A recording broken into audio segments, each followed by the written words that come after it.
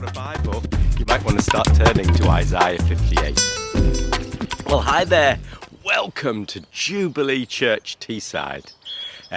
If you're looking in or new, then you are so welcome here. We are continuing our sermon series, Joy News, Life on the Front Line, rooted really in our God-propelled vision of bringing the joy news of Jesus to everyone, everywhere. As Julian Adams once prophesied over us some years ago now, the church is not an end in itself, but a platform to release the kingdom to a lost and dying world. So this week, what's our front line? Well, today I want to talk to you about remembering the poor, relieving poverty. One of our vision spotlights, if you remember. 3 things that I want to share with you today.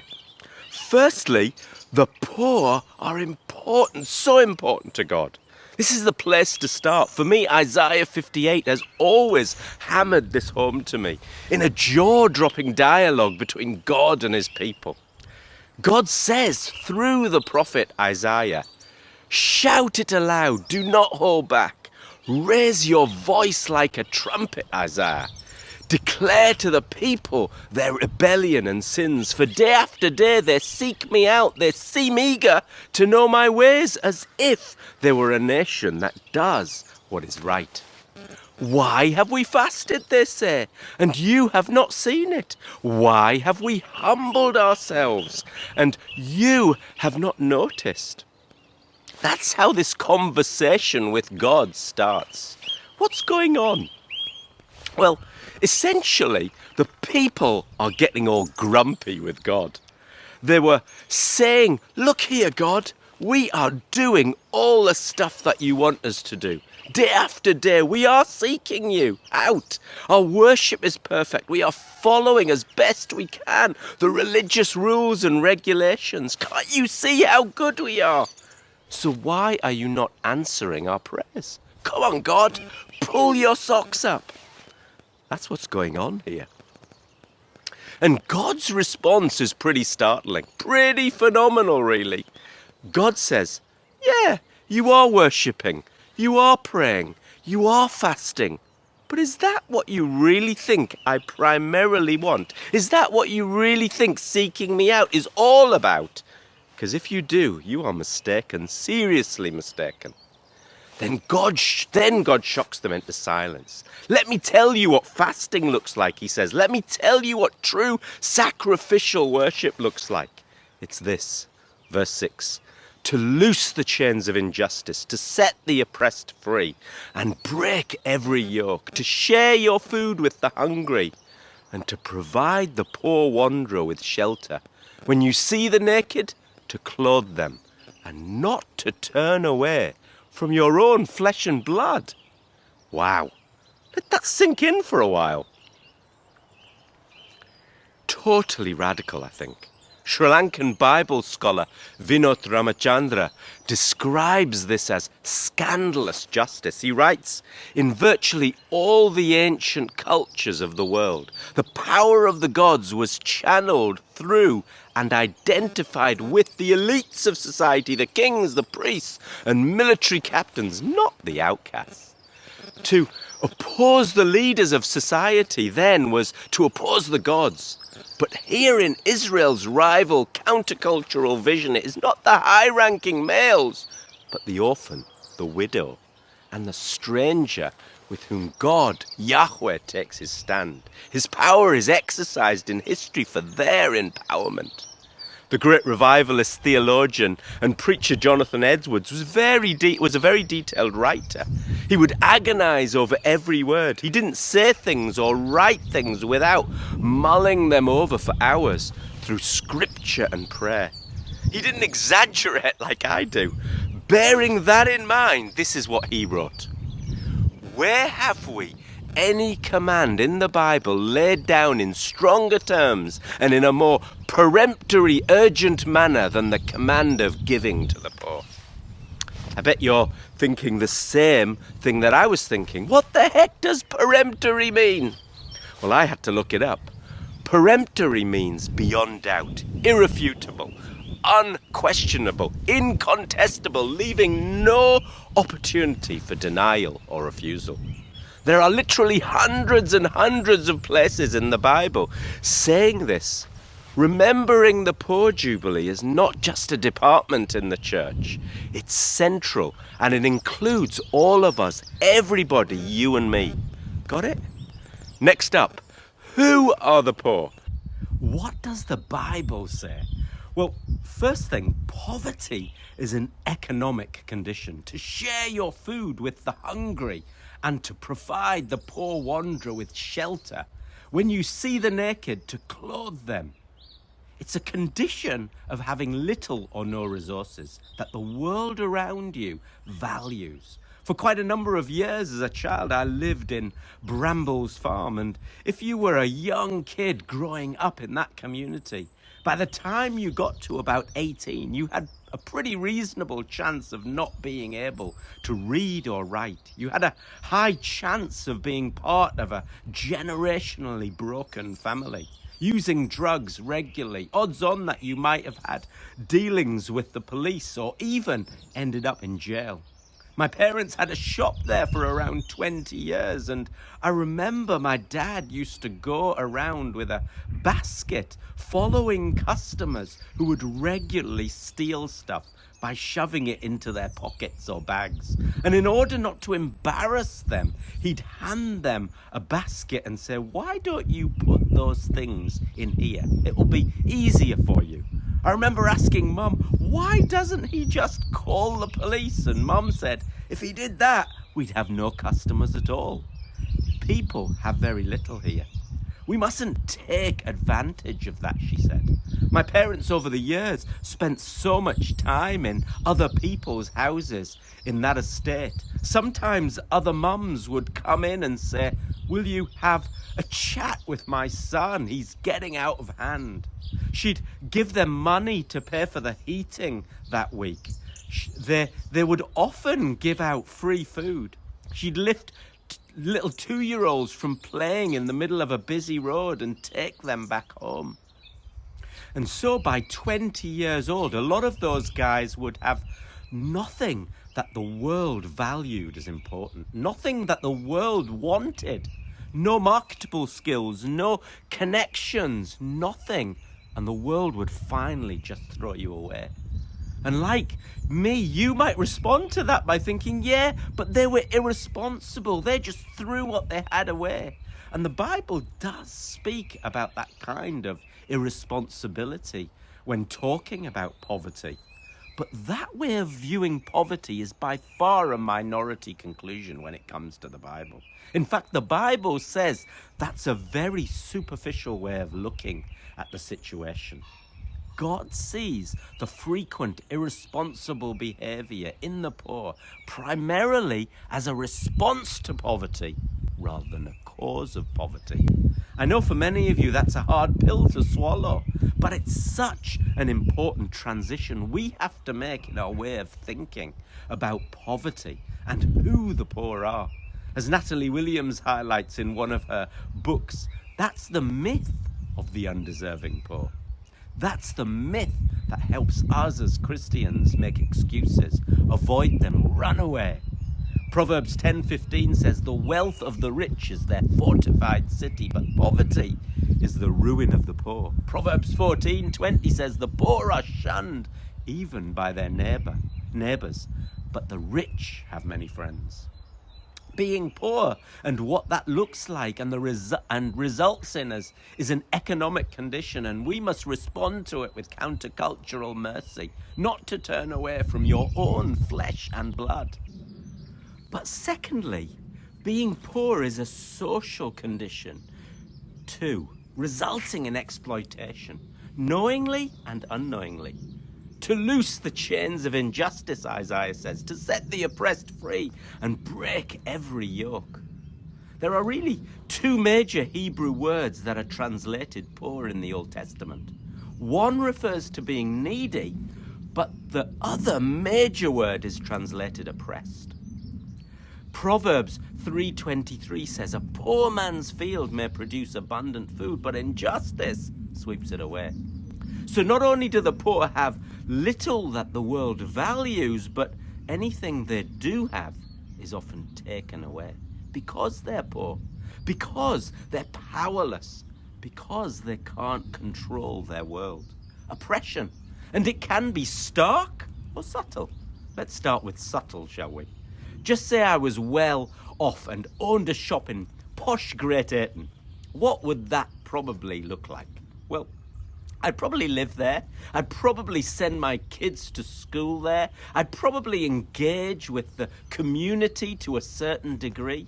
I'd probably shop in other places there. In other words, in a wealthy neighborhood, I'd trade and give back to it in so many other ways too. If, however, I was a wealthy person and decided I saw a business opportunity of opening a shop in a poor area of town, yes, my business would also probably flourish. However, I probably wouldn't live there. I probably wouldn't shop and school my kids there. It would be unlikely that my community of friends would be there. I wouldn't be going to the local toddlers groups or library if there was one.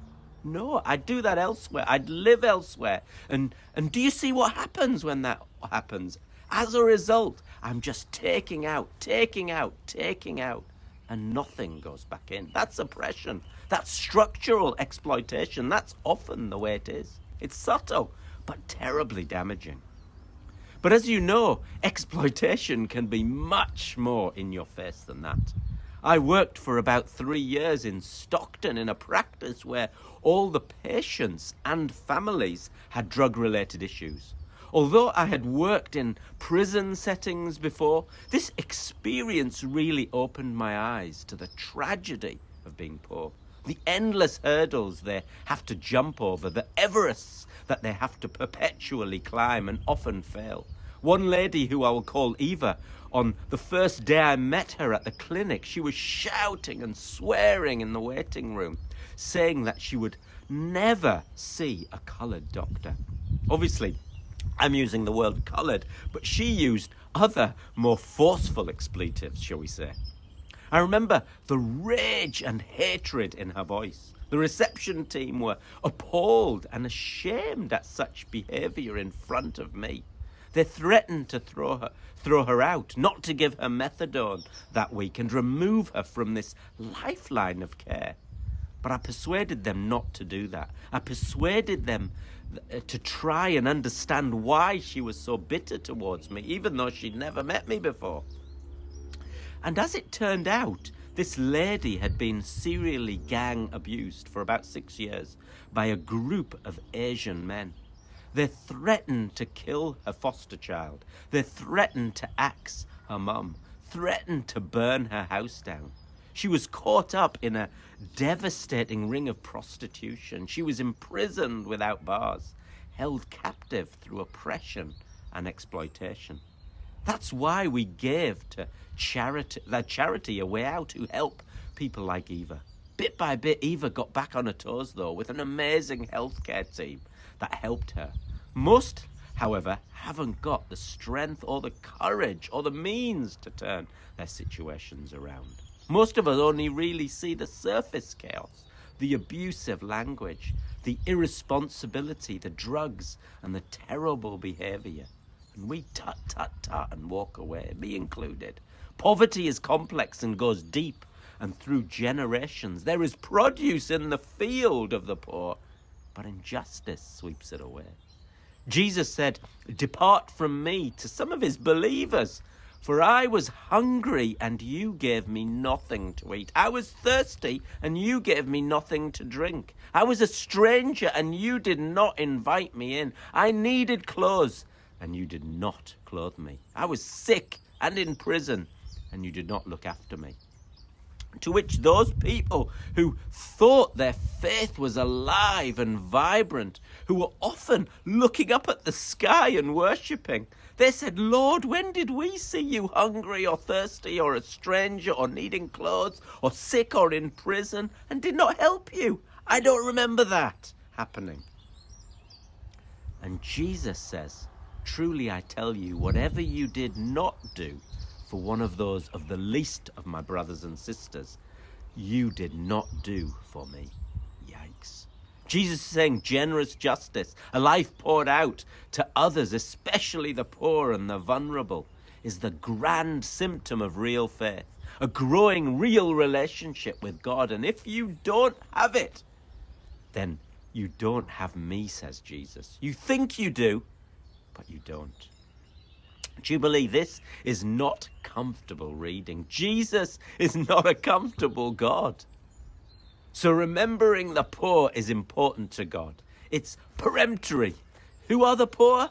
The poor are those who are economically and socially lacking, the oppressed, the marginalized, and often all the bad stuff you see in the lifestyle of the poor that distances you from them is primarily a response to poverty, not the cause of poverty.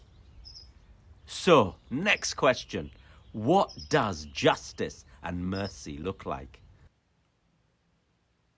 Well, the Bible summarizes this as shalom. The Bible describes that God created this world to be brimming with dynamic, abundant, never lacking life, perfectly interwoven, interdependent, together enhancing and enriching with God as its life source at the very center. That's what shalom means.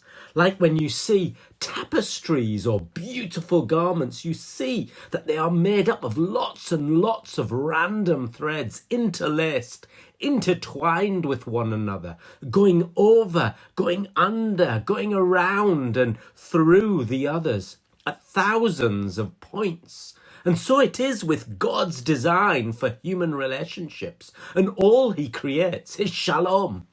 The shalom is a life of actively going to the places where the fabric is breaking down, where the weaker and the vulnerable members of society are falling through life and proximity in the margins, those who are economically poor, those who are socially poor, the oppressed, the chaotic, where the interwovenness, where the interdependence isn't happening. And in amongst those situations, we are to be a people who take all the threads of our lives, our time, our money, our skills, our emotions, our compassion, and our physical bodies, and to plunge them deeply into the lives of other people through thousands of involvements, connections, threads, over, under, around, and through. Do you get it? As Indian church activist Jaya Kumar Christian says, movements of God are always born in the margins.